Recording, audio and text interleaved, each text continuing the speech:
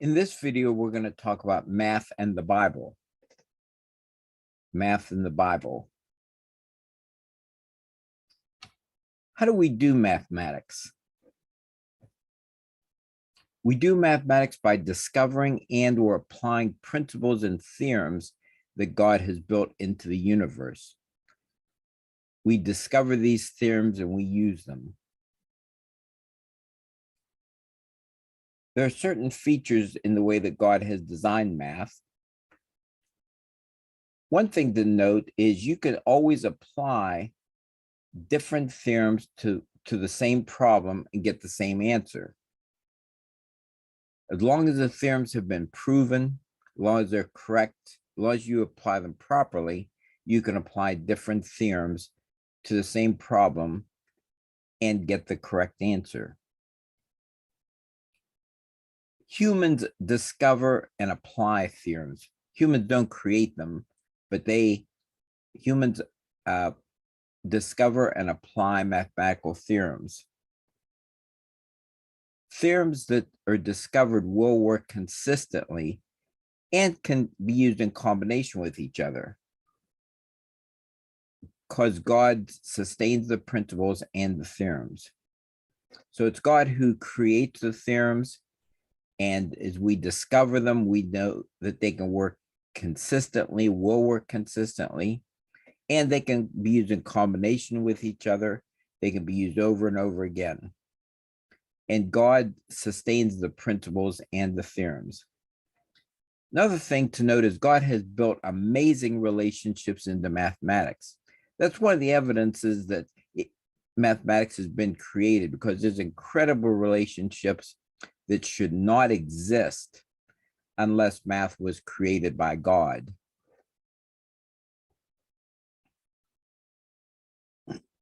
Consider a simple algebra problem. Say if you have a problem like this and you're solving for x. There's many ways you can approach this problem. One way is just to combine the x's on the left and the x's on the right to give you this. Then move all the x's to one side, all the constants to the other. Divide by the constant in front of x. And you get your answer, 15.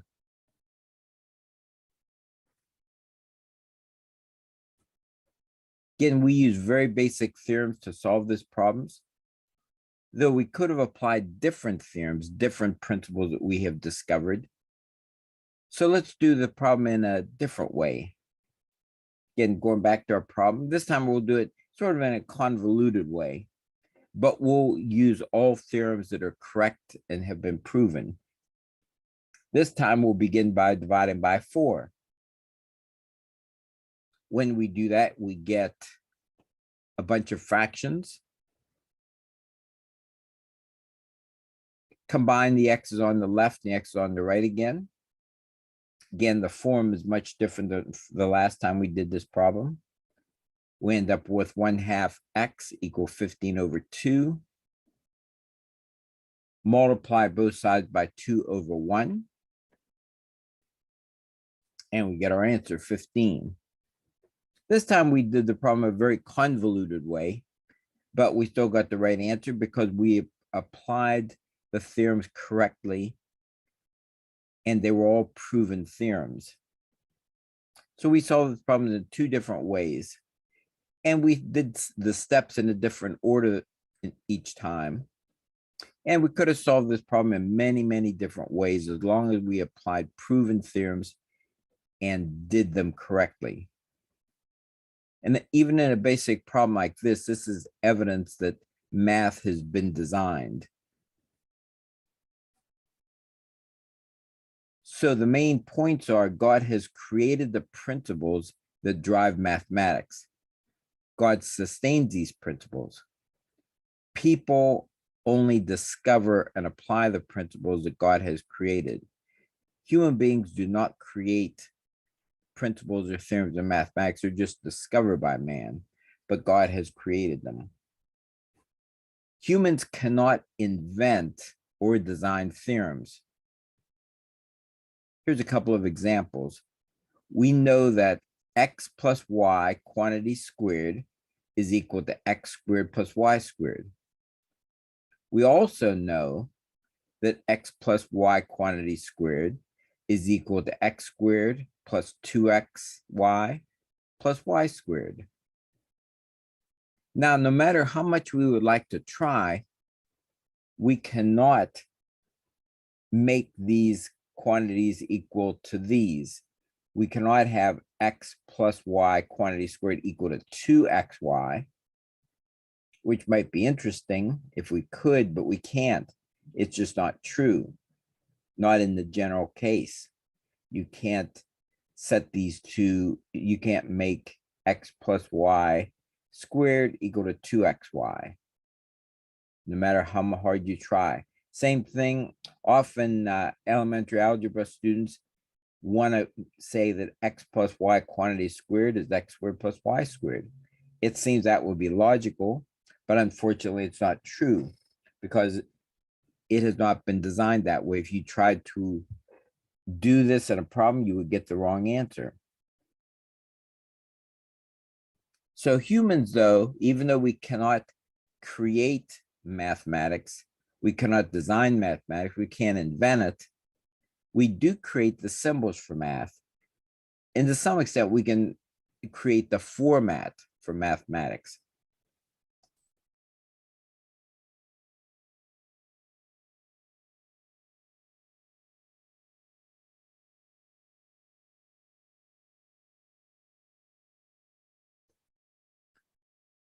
For example, we use plus for addition.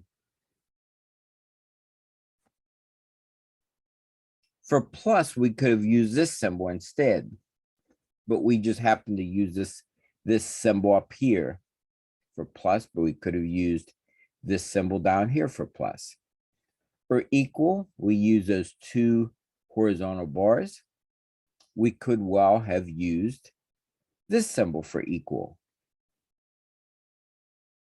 These are human beings' choices. Humans can design, say, the symbols for math in any way he or she desires.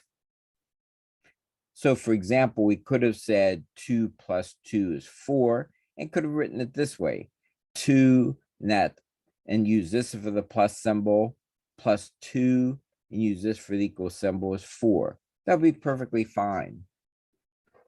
But we can't do, we cannot change the relationships that exist. We can't say that 2 plus 2 is 5. It just won't work. So to reiterate, humans discover and apply theorems.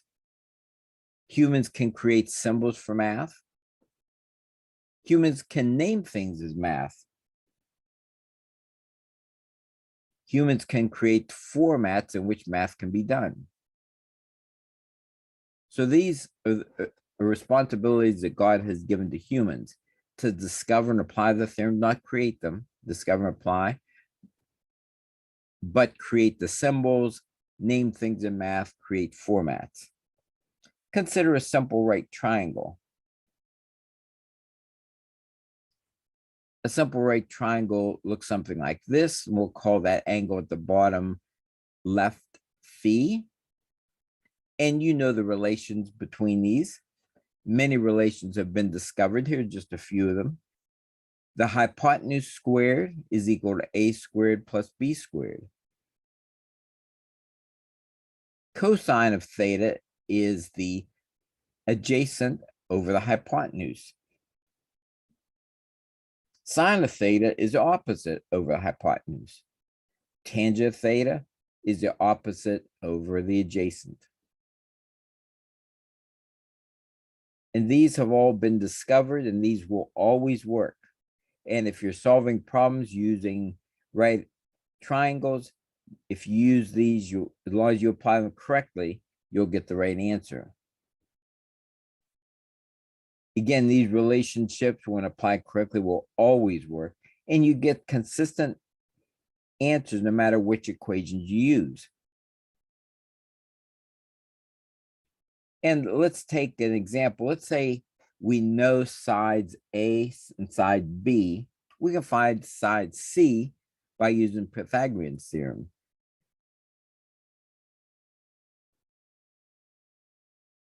Or we could have done it a different way. We could have found side C by taking the tangent of theta equals opposite over adjacent. Then we could have solved for phi, then use that phi that we found in the cosine, and then solve for C that way. This would be perfectly legitimate. Or another way we could have done this, you could find phi once again by using the tangent, but then find C by plugging that phi in here and solving for C using the sine. Perfectly legitimate. So any of these ways would have worked as long as we apply the discovered theorems correctly, even though this just involved lengths of sides, this involved angles. Yet these theorems have always been proven to be true. So no matter which way you solve this problem, you'll get the correct answer as long as you apply the principles correctly. So once again, we've discovered many theorems related to the right triangle, and many other relationships exist that are not shown here, and many are yet to be discovered. Again, these relationships have been designed into the triangle, and people cannot invent new relationships. We can only discover relationships that God has designed into a triangle. For example, you might want to define your own relationships. Unfortunately, you can't do it. Let's say, for example, you wanted to say that C equals A times B. You can't. It's just is not going to be true. Or you might want to say B is equal to 55A divided by C. Just not going to be true. It's just not going to work. If you try to apply these equations, you get wrong answers. We can only use those relationships that God has built into the universe. Now, the names, though, are not fixed. The symbols are not fixed. So we did not have to use these particular names or symbols. As we saw before, we could have named, these symbols any way we want. And same thing with the sine, cosine, and tangent. We call, them sine, cosine, tangent. However, we could have used any one. Perhaps you want to use the people's names. Let's say you want to use some Russian names like Igor, Natasha, and Boris. You could use these instead of sine, cosine, and tangent, as long as they acted like trig functions, as long as you applied them properly. So, for example, our relationships could have been called C squared is equal to A squared plus B squared, or it could, and then for instead of the cosine, you could have said Natasha, phi is A over C, or Igor, phi is B over C, or Boris is B over A in place of tangent. And that would be perfectly legitimate. But what you can't do is change the relationships. This still has to operate like what we call the sine function. Again, we may name it differently. And maybe if someone discovered it in another place that had no connection with the current knowledge, they might give it a different name, but it would still have to act the same way as the function we call, the cosine function here. Same thing over here. Igor has to act like the sine function, and Boris has to act like the tangent. but they can be named that way. They could be written in different forms. You could write these upside down. You could write them in an angle, but what you can't do is change these relationships. These have been discovered, and these are the relationships that work. So humans create the symbols for math. Humans may name things much like, as you recall, Adam was permitted to name the animals. Humans may also determine to some extent how math is arranged and presented.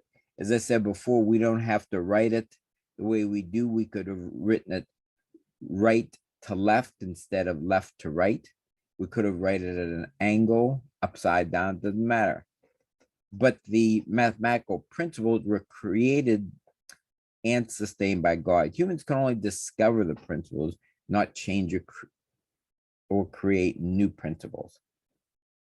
Now, another interesting thing we find are factorials. You recall factorials are defined this way. If you have like 4 factorial, that's 4 times 3 times 2 times 1. Or if you have 7 factorial, it's 7 times 6 times 5 times 4 times 3 times 2 times 1. Or in general, if you have R factorials, R minus 1 times R minus 2, R minus 3, all the way down to 1. And these kind of relationships are used in all kind of different places, especially in things related to statistics. They're used millions of times. There are all kinds of different equations.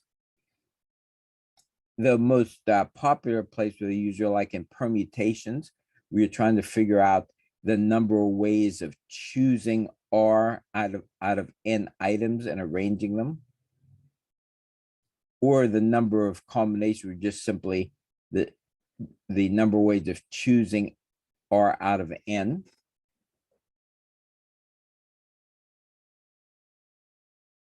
And these are just a couple cases, but the factorials are used millions of times every day, maybe billions. And one thing that comes up when you're doing these calculations, often, you'll have 4s will come up, 3s will come up, 2s will come up, and 0s will come up. 0 factorial will come up. So the question is, what value should you define as 0 factorial? What happens when you're calculating something and 0 factorial comes up? What value should you give it? Well, it would seem logical to assign 0 to 0 factorial, because 0 to any power is 0. The square root of 0 is 0. 0 times 0 is 0. So shouldn't 0 factorial be equal to 0? Well, let's see. Consider n factorial, which of course is n times n minus 1 factorial. Remember, so if this was 7 factorial on the left, then that would be 7 times 6 factorial.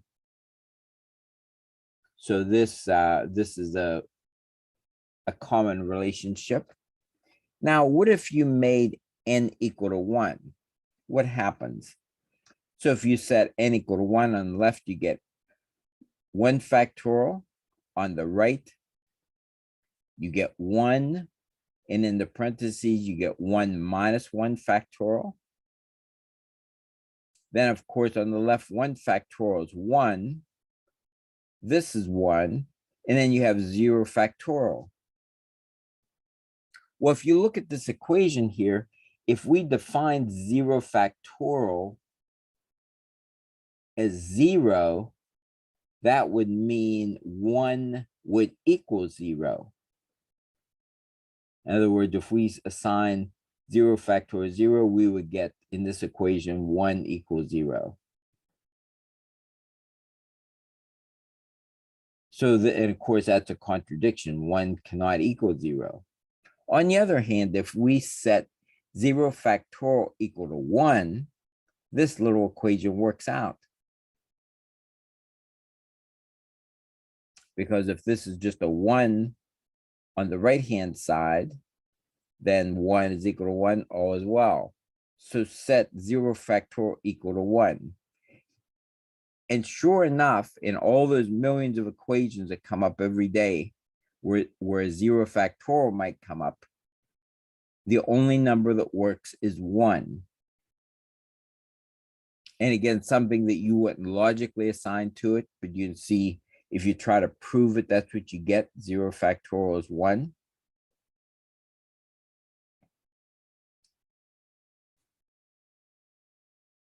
Again, and it works everywhere in every equation. No other value for 0 factorial will work except 1.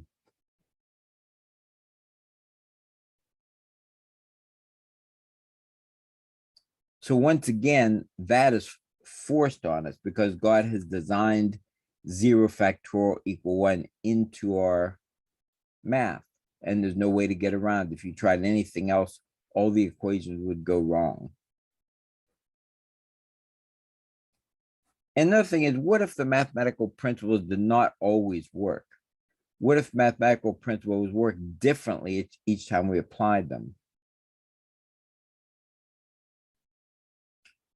In our very first example today, we solved the problem in 2 different ways and got the same answer. What if we'd gotten 2 different answers? What if any of these things here did not hold? The answer, we would have chaos. We couldn't do math at all. We really depend on the principles that God has created into our universe. We expect those mathematical principles to hold all the time. And if they don't, or they wouldn't, or they would vary, we couldn't do math at all.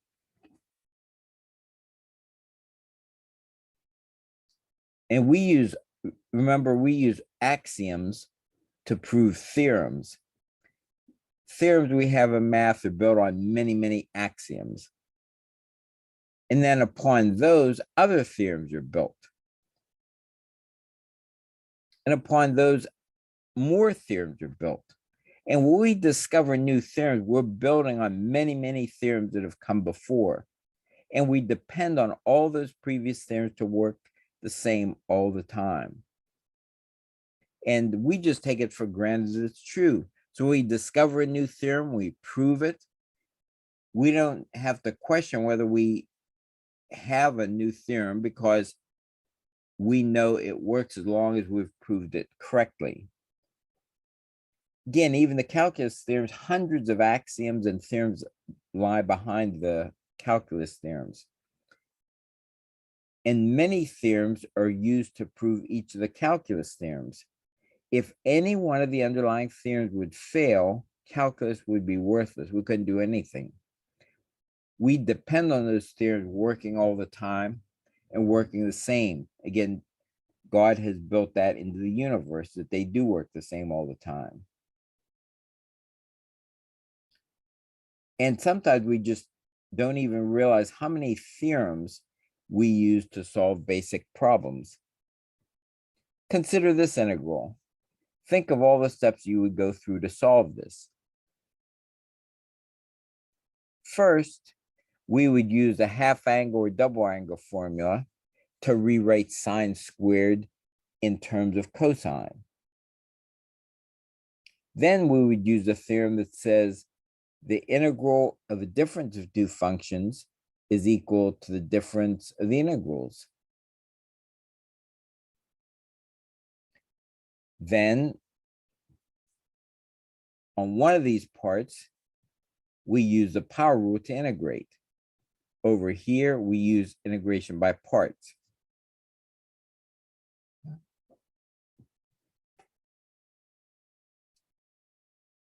Then once again, over here, we use a trigonometric integral. Then we use the distributive law. And we get our answer at the bottom. Now we can check our answer by taking the derivative and seeing if we get our original formula. So here's the answer we got. take the derivative. Now here we had to use the product rule. We took the derivative.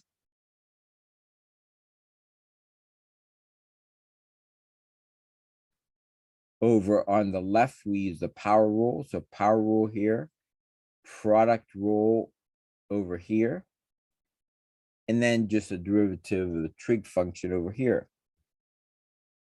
Once again, use basic algebra to combine values.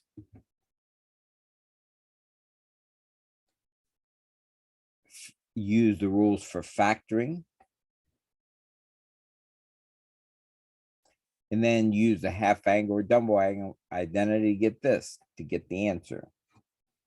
And we got the same answer that we started with. So our derivative, excuse me, our integral must have been correct. But think of all the theorems that we had to use to solve that problem. We used trig identities, integrals, sum is the sum of the integrals, constant times integral, power rule for integrals, integration of trig functions, general integration rules, arithmetic rules, product rules, and also we use the actually I believe that's integration by parts also. It's on the list. We also use integration by parts. And then each of these rules were developed from many theorems that came before them. Once again, what if we could not count on theorems working? What if we had to derive a new rule every time? It might take us weeks to do one integral, but God has sustained math and built the theorems in such a way that they can be used over and over again and they'll work the same all the time. One of the most interesting things that we can see in mathematics is incredible relationships that are built into math. Again, relationships that had to have been designed into the math. Consider a differential equation. There are many methods to solve differential equations, and some differential equations it might have to be solved one particular way. Some may be solved in many different ways. Some have yet to be solved at all. Now, something unrelated to differential equations is called the Laplace transform. This function has nothing to do with differential equations, but a lot of theory was developed for it. A lot of theory was developed for differential equations, and someone just decided to apply the Laplace transform to differential equations. And the rules were all followed, and things were proven, and an answer was obtained, and the answer was correct. In fact, even though there was no relationship between the Laplace transform and differential equations, when certain relationships were proven, everyone knew that they were going to work. And this is the relationship here between Laplace transform and differential equation. You have a differential equation, and you take the Laplace transform of it, and you get an algebraic equation. You solve the algebraic equation and take the inverse transform to go the other way, and you get to the solution of a differential equation. It really is amazing, because normally, again, we just go from a differential equation, then solve it. But here we take a sidetrack. We transform the equation to an algebraic equation and just use the basic rules of algebra, solve that, and take the inverse Laplace transform to go back. And when we go back, the thing we get is the answer to our original set of differential equations. Once again, there's no reason that this should work, except for the fact that God has designed math, designed it in such a way that things work consistently, no matter how you apply them, as long as you apply them properly.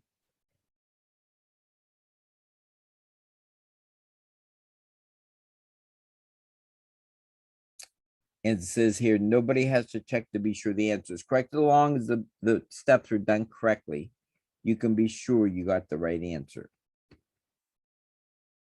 Now let's look at partial differential equations. This is much more complicated.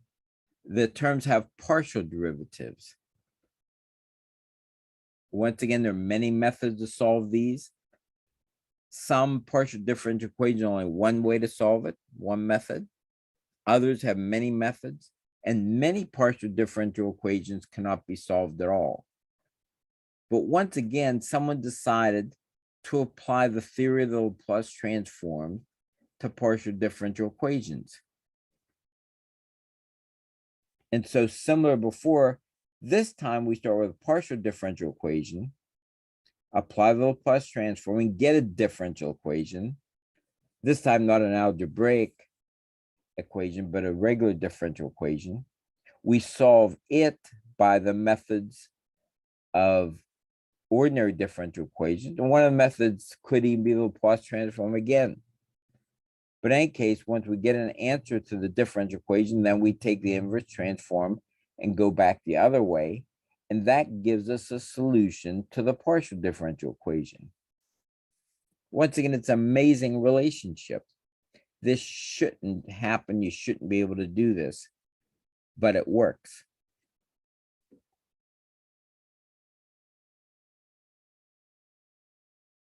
And another thing that comes up in calculus 3 is what's called Green's theorem.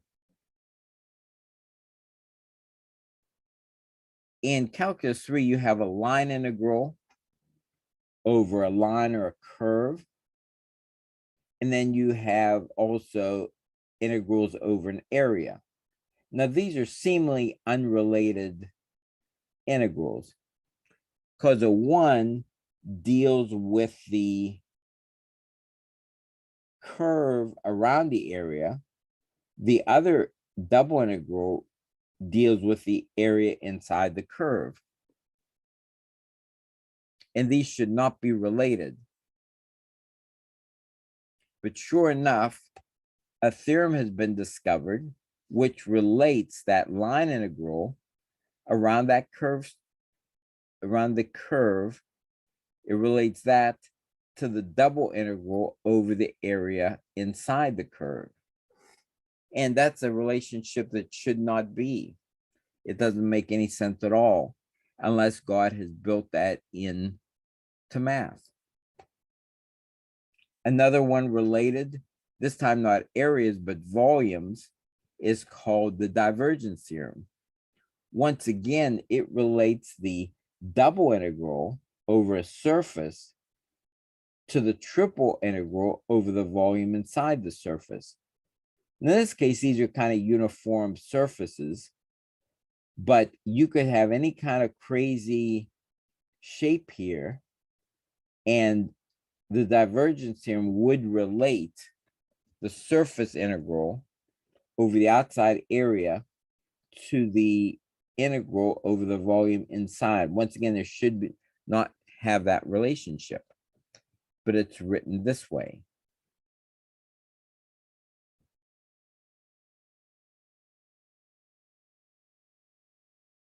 And this will show how amazing this this theorem is. Again, this example is kind of contrived, but it really shows again how amazing this this all works together.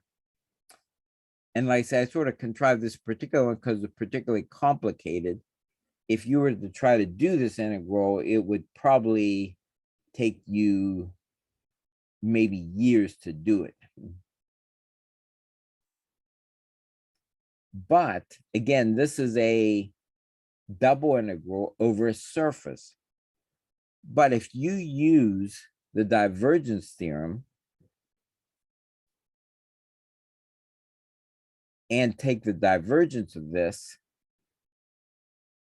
again, using this theorem here, you'll reduce this with under the integral sign, you'll reduce this dramatically.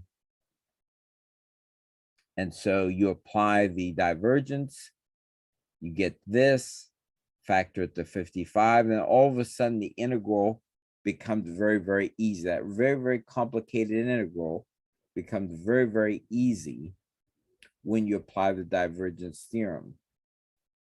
And again, this relationship does not make sense unless it has been designed into the math. And there's another related theorem called Stokes' theorem that kind of does the same thing. And it's just an amazing relationship. So in summary, God has designed principles and theorems in the math. He's the one who created them. He's the one that put them in the math. Humans can only discover them and apply them. Humans can name things in math, format, math, etc. But humans cannot create math. Humans can only discover math. And finally, God has designed, as we saw, many amazing relationships in the mathematics. These all point to the fact that God has designed math. And here are some related scriptures. For by him, Jesus, all things were created both in the heavens and on earth. He is before all things, and in him all things hold together. Colossians 1:16-17. And all things came into being through him, Jesus, and apart from him, nothing came into being that has come into being. He, Jesus, was in the world, and the world was made through him. Again, all of mathematics was made through the Son of God.